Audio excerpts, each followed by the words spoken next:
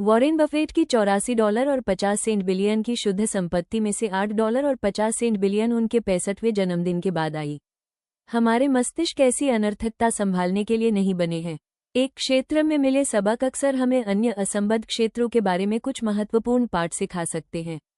अब हिमयुग के अरबों वर्ष के इतिहास को ही लीजिए और वो हमें अपने धन को बढ़ाने के लिए जो सिखाते हैं। पृथ्वी के बारे में हमारी वैज्ञानिक जानकारी, जितना आप सोचते हैं, उससे नवीन है। ये जानने के लिए कि धरती कैसे काम करती है, हमें इसकी सतह को गहराई तक खोदना पड़ता है, जो हम कुछ समय पहले तक भी नहीं कर पाए थे। जब हम अपने ग्रह के मूल तत्व भी पता नहीं कर पाए थे, आइजैक न्यूटन ने उससे सैकड़ों साल पहले तारों की गति का अनुमान लगा लिया था। 9वीं शताब्दी में जाकर वैज्ञानिक इस बात से सहमत हुए कि अनेकों बार पृथ्वी पूरी तरह बर्फ से ढकी हुई थी। बहुत से प्रमाण होने के कारण इसके विरुद्ध जाने की संभावना ही नहीं थी। संसार भर में एक समय में जमे हुए विश्व के निशान भरे पड़े हैं, अव्यवस्थित रूप से यहाँ वहाँ बिखरे विशाल शिलाखंड, महीन परतों में कुरेदे हुए चट्टानी तल। ये प्रमाण स्पष्ट रूप से दर्शाते थे कि सिर्फ एक हिमयुग नहीं आया था, बल्कि 5 अलग अलग हिमयुग जिन्हें मापा जा सका। ग्रह को जमाने, फिर से पिघलाने और एक बार फिर से जमाने में लगी ऊर्जा चौंका देने वाली है। आखिर पृथ्वी पर हो रहे इन चक्रों का कारण क्या हो सकता था? ये संभवतः हमारे ग्रह पर सबसे शक्तिशाली बल होना चाहिए, और ये था भी, बस वैसे नहीं जैसा किसी ने सोचा। यहाँ अद्भुत बात यह है कि किस प्रकार परिस्थितियों में अपेक्षाकृत छोटे परिवर्तनों से कुछ इतना बड़ा विकसित हो सकता है। शुरुआत होती है किसी ठंडी ग्रीष्म ऋतु की बची बर्फ की एक महीन परत के साथ, जिस पर कोई ध्यान भी नहीं देगा, और फिर भूगर्भीय रूप से पलक झपकते ही पूरी पृथ्वी कई मील मोटी बर्फ की सतह से ढक जाती है। जैसा कि ग्लेशियोलॉजिस्ट ग्वेन स्कूल्स कहते हैं, बर्फ की मात्रा जिससे बर्फ की चादर बनती है वो इतनी जरूरी नहीं, जितना ये तथ्य कि बर्फ कितनी भी कम हो, वो बनी रहती है। हिमयुग से एक बड़ा सबक यह मिलता है कि जबरदस्त नतीजों के लिए जबरदस्त ताकत की आवश्यकता नहीं होती। अगर कुछ जमा होता जाता है, अगर थोड़ी सी वृद्धि भविष्य के लिए ईंधन का काम करती है, एक छोटा सा शुरुआती आधार इतने अद्भुत नतीजे दे सकता है कि वे तर्क के परे नजर आएं। यह इतना तर्क के परे हो सकता है कि आप क्या संभव है, विकास कहाँ से आता है और कहाँ तक जा सकता है, उसे वास्तविकता से कम आंकेंगे। और धन दौलत पर भी यही लागू होता है। वॉरेन बफेट ने अपनी संपत्ति कैसे निर्मित की, इस पर 2000 से भी अधिक किताबें लिखी जा चुकी हैं। उनमें से कई बेहतरीन हैं, लेकिन ऐसी बस कुछ ही हैं जो इस तथ्य पर पर्याप्त ध्यान देती हैं। बफेट की संपत्ति सिर्फ उनके एक अच्छा निवेशक होने के कारण नहीं है, बल्कि लगभग बचपन से ही अच्छा निवेशक होने के कारण है। मेरे इस किताब को लिखने के समय वॉरेन बफेट की शुद्ध संपत्ति $84 और 50 सेंट बिलियन है। उसमें से लगभग $84.2 बिलियन 50वें जन्मदिन के बाद पूंजित हुई, और $8 और 50 सेंट बिलियन लगभग 65 की उम्र में सामाजिक सुरक्षा की योग्यता प्राप्त करने के बाद आई। वॉरेन बफेट एक असाधारण निवेशक हैं, लेकिन अगर आप उनकी सारी सफलता को निवेश कुशाग्रता से जोड़ते हैं, तो आप एक मुख्य बिंदु को छोड़ देंगे। उनकी सफलता की वास्तविक कुंजी यह है कि वे एक शताब्दी के 3/4 भाग तक एक असाधारण निवेशक रहे हैं। अगर उन्होंने 30 की उम्र में निवेश आरंभ किया होता और 60 की उम्र में सेवानिवृत्त हो गए होते, शायद ही किसी ने उनका नाम कभी सुना होता। एक छोटे से विचार परीक्षण पर नजर अड़ालिए। बफेट ने 0 वर्ष की उम्र में गंभीर रूप से निवेश शुरू कर दिया था। 30 की उम्र तक पहुंचने तक उनकी शुद्ध संपत्ति डॉलर मिलियन थी, या $9 और 30 सेंट मिलियन मुद्रास्फीति से समायोजित होने के बाद 9। लेकिन अगर वे कोई सामान्य व्यक्ति होते जिसने अपनी किशोरावस्था और युवावस्था दुनिया घूमते हुए अपनी अभिलाषा ढूंढते हुए बिताई होती, और 30 की उम्र में उनकी शुद्ध संपत्ति, मान लीजिए $25,000 होती, और मान लेते हैं कि वे फिर भी असाधारण वार्षिक निवेश प्रतिफल कमाने में सक्षम रहते जो उन्होंने उत्पन्न किया है, 22% प्रतिवर्ष, लेकिन 60 की उम्र में निवेश करना छोड़ देते, जिससे गोल्फ खेल सके और अपने नाती पोतों के साथ समय बिता सके। आज उनकी शुद्ध संपत्ति का मोटा अनुमान कितना होता? $84 और 50 सेंट बिलियन तो नहीं, $9 मिलियन, उनकी वास्तविक शुद्ध संपत्ति से 99.9% कम। प्रभावी रूप से वॉरेन बफेट की वित्तीय सफलता को उस वित्तीय आधार से जोड़ा जा सकता है जो उन्होंने अपनी किशोरावस्था में बनाया, और वो दीर्घायु जिसे अपनी वृद्धावस्था में कायम रखा। निवेश उनका कौशल है, लेकिन उनका राज समय है। कंपाउंडिंग ऐसे ही काम करती है। अब इसे अलग तरह से देखिए। बफेट अब तक के सबसे धनी निवेशक हैं, लेकिन वास्तव में वे सबसे महान नहीं हैं, कम से कम जब औसत वार्षिक प्रतिफल से मापा जाए। हेज फंड रिनेसांस टेक्नोलॉजीज के प्रमुख जिम साइमंस ने 988 से लेकर 66% प्रतिवर्ष की दर से धन की कंपाउंडिंग की है। कोई भी इस रिकॉर्ड के निकट भी नहीं पहुंच सकता।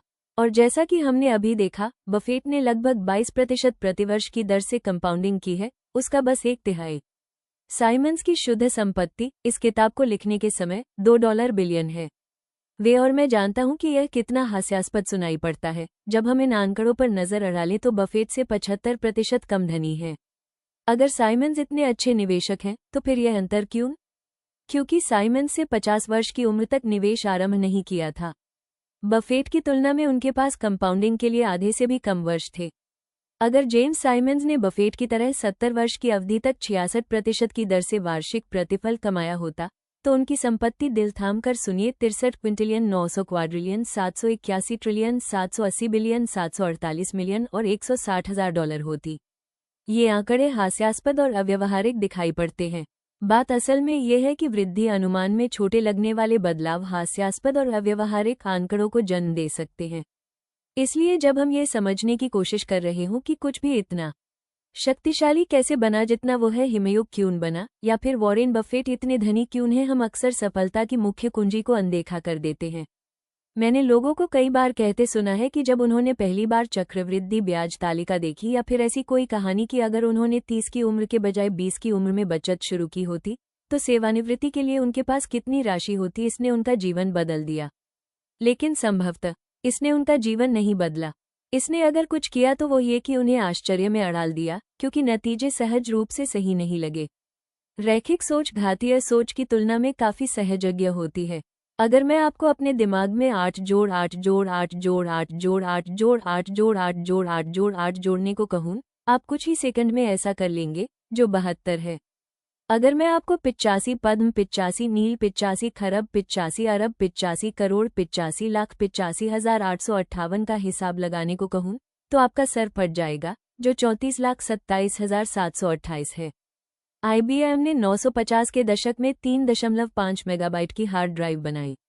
960 के दशक में ये संख्या कुछ दर्जन मेगाबाइट तक पहुंच गई। 970 के दशक के अंत तक IBM विंचेस्टर की ड्राइव 70 मेगाबाइट की थी। इसके बाद ड्राइव का आकार घातीय रूप से छोटा होता गया और स्टोरेज बढ़ता गया। 990 के दशक की शुरुआत में एक आम कंप्यूटर 200-500 मेगाबाइट का होता था।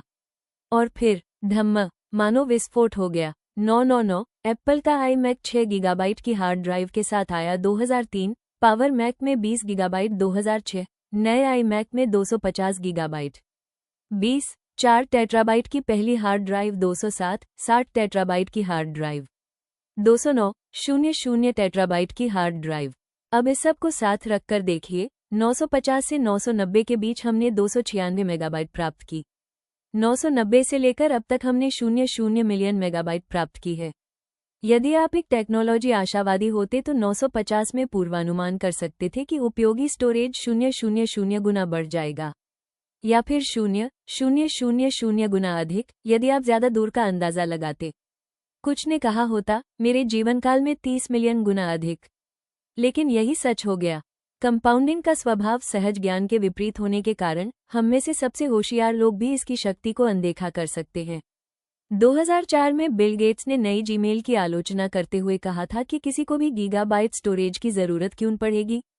लेखक स्टीवन लेवी ने लिखा, अग्रणी टेक्नोलॉजी में उनका सिक्का चलने के बावजूद उनकी सोच पुराने प्रतिमान में ही अटकी हुई है, जहां स्टोरेज एक ऐसी सामग्री है जिसे संरक्षित करना आवश्यक है। चीजों में कितनी जल्दी वृद्धि हो जाती है, आप इसके आदी कभी नहीं हो सकते। इसमें खतरा इस बात का है कि जब कंपाउंडिंग सहजज्ञ न हो, हम अक्सर इसका सामर्थ्य अनदेखा कर देते हैं और अन्य माध्यमों द्वारा समस्या को सुलझाने में लग जाते हैं। इसलिए नहीं कि हम हद से ज्यादा सोच रहे होते हैं, बल्कि इसलिए कि हम शायद ही कभी कंपाउंडिंग के सामर्थ्य के बारे में सोचने के लिए रुकते हैं। बफेट की सफलता का अवलोकन कर रही उन 2000 किताबों में से किसी एक का भी शीर्षक यह नहीं है कि यह व्यक्ति लगातार शताब्दी के 3/4 की अवधि से निवेश करता आ रहा है। लेकिन हम जानते हैं कि उनकी अधिकांश सफलता का कारण यही है। और इस गणित को समझना कठिन है क्योंकि यह सहजज्ञ नहीं है। आर्थिक चक्रों, ट्रेंडिंग कार्यनीतियों और सेक्टर बेट पर अनेक किताबें हैं, लेकिन सबसे शक्तिशाली और महत्वपूर्ण किताब का नाम शट अप एंड वेट होना चाहिए। इसमें बस एक पृष्ठ है जिसमें आर्थिक वृद्धि का दीर्घकालिक चार्ट है। यहाँ व्यवहारिक सीख ये है कि कंपाउंडिंग का प्रति अंतःप्रज्ञात्मक स्वभाव अधिकतर निराशाजनक ट्रेड, खराब कार्यनीतियों और सफल निवेश प्रयासों के लिए उत्तरदायी हो सकता है। आप लोगों से उनके सारे प्रयासों को वे क्या सीखते हैं और क्या करते हैं, उसमें लगने वाले प्रयास निष्ठापूर्वक उच्चतम निवेश प्रतिफल पाने में लगाने की अपेक्षा नहीं कर सकते। सहज ज्ञान के अनुसार यह अमीर बनने का सर्वश्रेष्ठ उपाय प्रतीत होता है। लेकिन अच्छे निवेश का आशय आवश्यक रूप से मात्र उच्चतम प्रतिफल कमाने से नहीं है, क्योंकि उच्चतम प्रतिफल अक्सर एक बारगी सिद्ध होते हैं, जो दोहराए नहीं जा सकते। इसका मतलब अच्छे प्रतिफल कमाने से है, जिन्हें आप बरकरार रख सके और जो एक लंबे समय तक दोहराए जा सके। तभी कंपाउंडिंग अपार रूप से बढ़ती है। इसके विपरीत ऊंचे प्रतिफल जिन्हें बरकरार न रखा जा सके अक्सर दुखद कहानियों का रूप ले लेते हैं। उन कहानियों को सुनाने के लिए हमें अगले अध्याय की आवश्यकता होगी।